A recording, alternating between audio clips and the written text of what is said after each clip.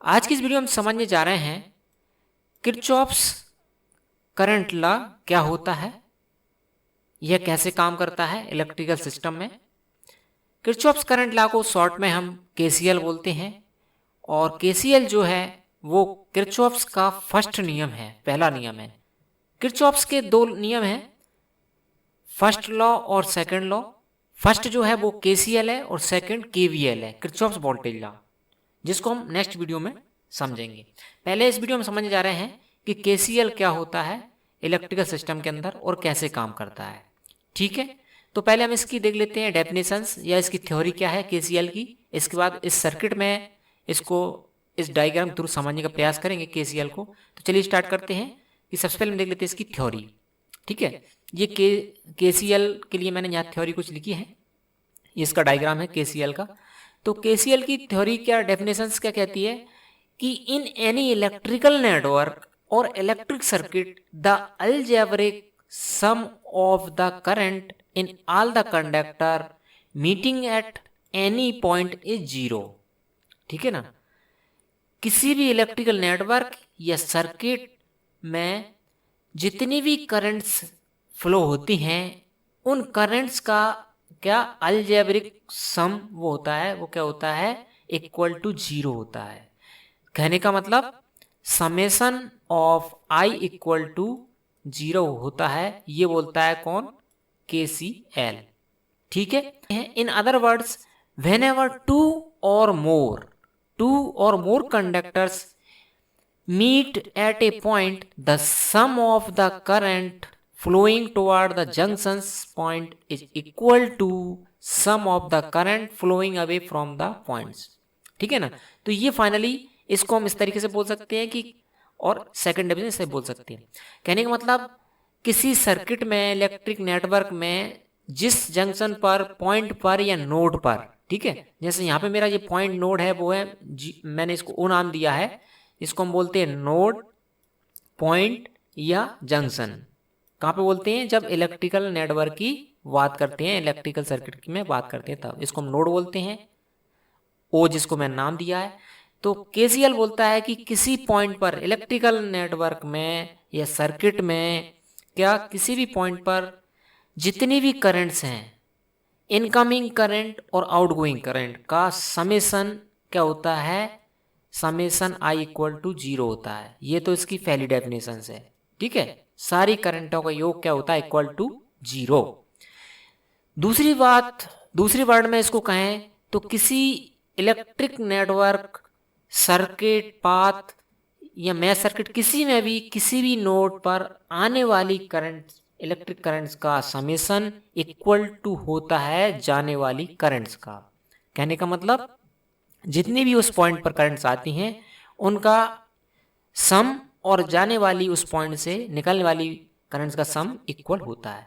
तो ये इसकी दोनों तरह से हम इसको समझ सकते हैं केसीएल को। ठीक है, किरचॉफ्स करंट लॉ को ओनली इसमें करंट की बात की जाती है, किरचॉफ्स ने इस नियम को दिया है। ठीक है, इसमें एक छोटा सा एक की पॉइंट है जो मैंने नीचे लिखा है, ऑल इनकमिंग करंट में be taken as positive while all outgoing currents taken negative. ठीक है, यदि आप आने वालियों को पॉजिटिव ले रहे हैं, साइन के साथ ले रहे हैं, तो जितनी भी उस जंक्शन या पॉइंट या नोड से करंट जाती है उनको क्या लेंगे, नेगेटिव लेंगे। मैंने यहाँ पे देखो ये I5 एंड I3 को नेगेटिव मतलब कि रेड से शो किया है और इनकमिंग को मैंने क्या किया, ग्रीन किया, मतलब इनको पॉजिटिव लेंगे। तो ये इसकी केसीएल की क्या है, डेफिनेशन है, थ्योरी है। अब इसको थोड़ा और समझने का प्रयास करते हैं हम किसी ये इलेक्ट्रिक सर्किट के थ्रू। तो यहाँ पे ये मेरे पास एक इलेक्ट्रिकल नेटवर्क है जिसमें ये दो रेजिस्टेंस है, इसको हम R1 बोल सकते हैं और इस वाले रेजिस्टेंस को हम क्या कर सकते हैं, R2 नाम दे सकते हैं। तो इसमें केसीएल कैसे काम करता है, इस केस जो नेटवर्क है इसमें मान लो आपका यहाँ पे ये नोड बन रहा है, ये वाला, ठीक है, ये नोड है, जंक्शन बोल सकते हैं इसको, और या एनी पॉइंट बोल सकते हैं, जहाँ पे क्या हो रहा है इस जगह पे कि I3 करंट आ रही है, इधर से I2 आ रही है और I4 निकल रही है। तो जहाँ पहली बात नोड किसे बोलते हैं, नोड या जंक्शन या पॉइंट कैसे बोलते हैं इलेक्ट्रिक नेटवर्क में, वो हम समझ लेते हैं। ये मैं इसको नोड लिख दूं पहले।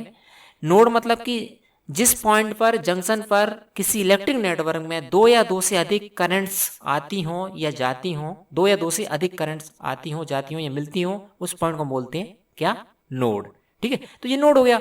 तो यहाँ पे आने वाली करंट का समेसन इक्वल टू जाने वाली करंट का समेसन इक्वल टू होगा।